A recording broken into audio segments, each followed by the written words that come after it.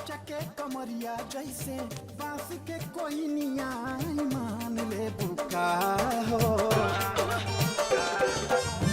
लचके कमरिया जैसे बांस के कोई निया मान ले बुका हो। मोहब्बत में जान हमर जान ले बुका हो। मोहब्बत में जान हमर जान ले बुका। हट हट हट हट बैठ बैठ बैठ। सुन सुन देखना है ने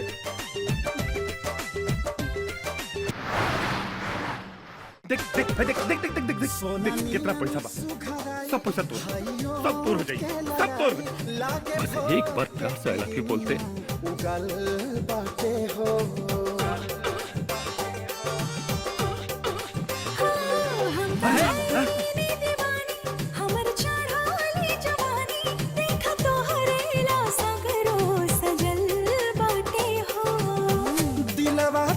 ये बिहनी अब ए सजनिया जहान ले बुका हो।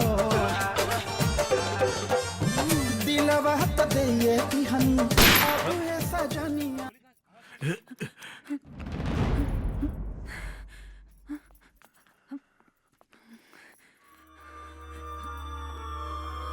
कोई अपने जगह से ना हिली।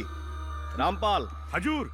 अरे दरोगा ओ दिन दंगल में तत्ते बाज गई रास, लेकिन आज एजा से बाज के ना जाइबे। तोरा पैर के नीचे जमीन नहीं खे, फिर भी तोरा यकीन नहीं खे। तोहनी खाती गांव में एगो कहावत है, लिख लोढ़ा पत्थर। रे दरोगा चिल्लो मत। तोहनी के मर्दानगी अखाड़ा में देख लेनी, रहल यहाँ के बात तो यहाँ पे पहलवान के मौगापन भी देख लेनी।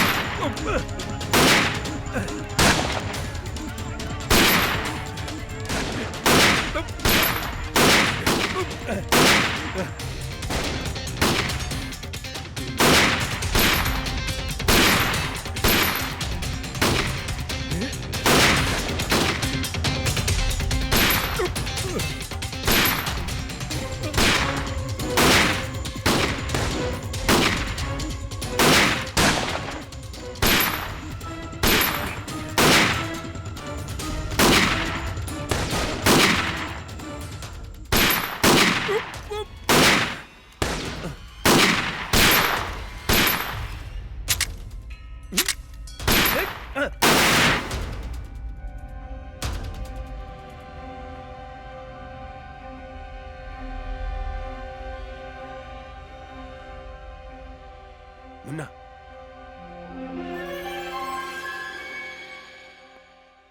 रे मुन्ना जाके लाइट ऑफ कर।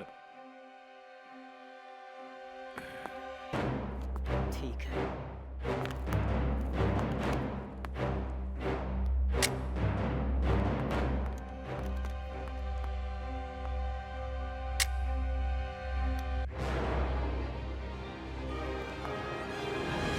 हजूर केहू हाथ ना लगल, सब भाग गई।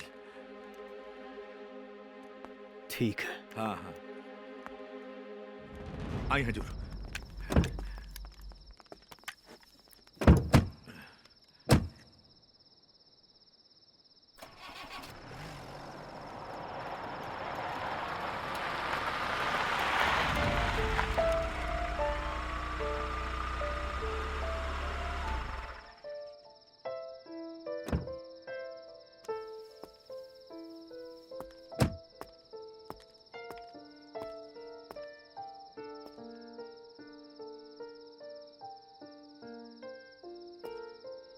नाम? सुमन। पता? हमार कौनो पता नहीं के। मतलब? अनाथ के कौनो पता ना हो खिलत। का बात है?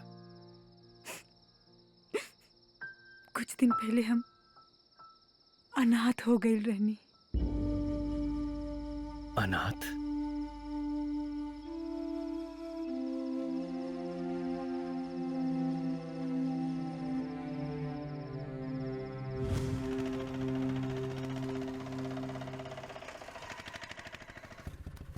कितना भइल? 100 रुपया।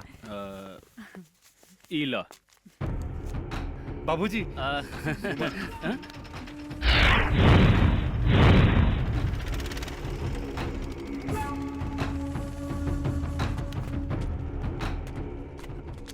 प्रणाम।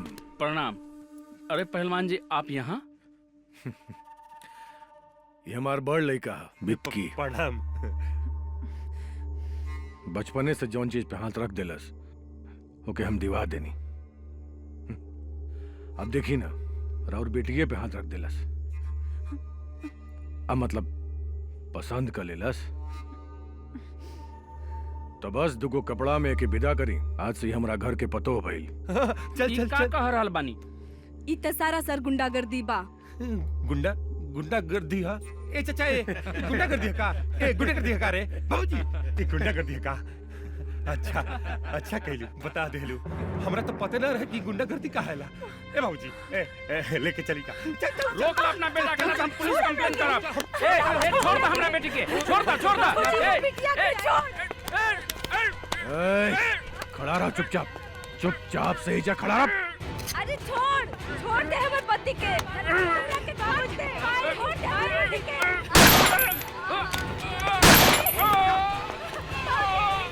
चल चल चल चल चल।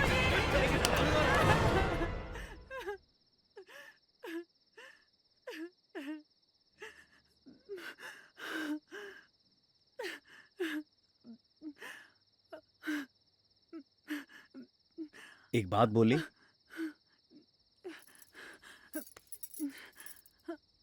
तोहरा ई आंख में आंसू ठीक नहीं लागत।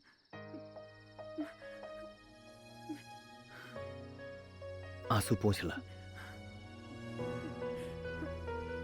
हाँ।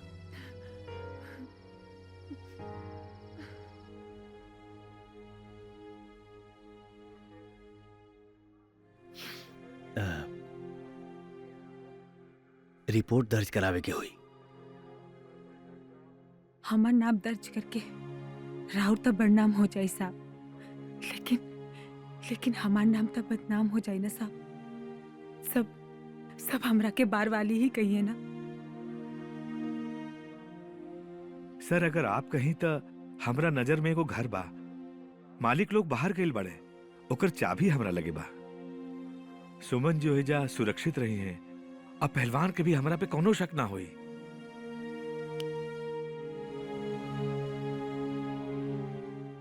अपन माई बाबू की हत्या की रिपोर्ट दर्ज करा था।